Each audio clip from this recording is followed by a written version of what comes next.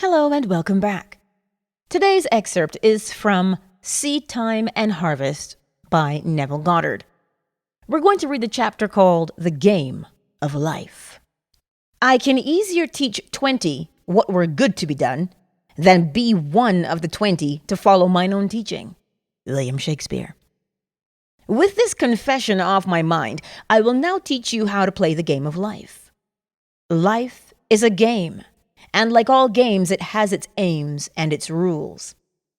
In the little games that men concoct, such as cricket, tennis, baseball, football, and so on, the rules may be changed from time to time.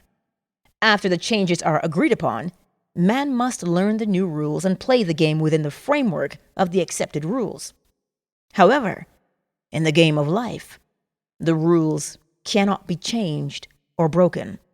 Only within the framework of its universal and everlasting fixed rules can the game of life be played. The game of life is played on the playing field of the mind. In playing a game, the first thing we ask is, what is its aim and purpose? And the second, what are the rules governing the game? In the game of life, our chief aim is towards increasing awareness, an awareness of things of greater significance, and our second aim is towards achieving our goals, realizing our desires. As to our desires, the rules reach only so far as to indicate the way in which we should go to realize them. But the desires themselves must be the individual's own concern. The rules governing the game of life are simple, but it takes a lifetime of practice to use them wisely. Here is one of the rules. As he thinketh in his heart, so is he. Proverbs 23, verse 7. Thinking is usually believed to be a function entirely untrammeled and free, without any rules to constrain it. But that is not true. Thinking moves by its own processes in a bounded territory with definite paths and patterns. Thinking follows the tracks laid down in one's own inner conversations. All of us can realize our objectives by the wise use of mind and speech. Most of us are totally unaware of the mental activity which goes on within us. But to play the game of life successfully, we must become aware of our every mental activity. For this activity in the form of inner conversations is the cause of the outer phenomenon of our life. Every idle word that man shall speak, they shall give account thereof in the day of judgment. For by the words thou shalt be justified, and by thy words thou shalt be condemned. Matthew 12, 36 through 37. The law of the word cannot be broken. A bone of him shall not be broken. John 19, verse 36. The law of the word never overlooks an inner word, nor makes the smallest allowance for our ignorance of its power. It fashions life about us as we, by our inner conversations, fashion life within ourselves. This is done to reveal to us our position on the playing field of life.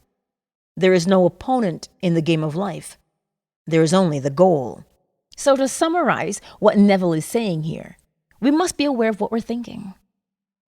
Because it is what we're thinking and saying to ourselves that creates our life.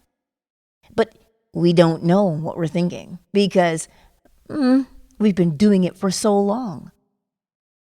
It's become a habit to think the way we do.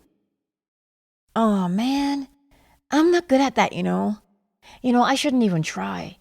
I seem to never have enough.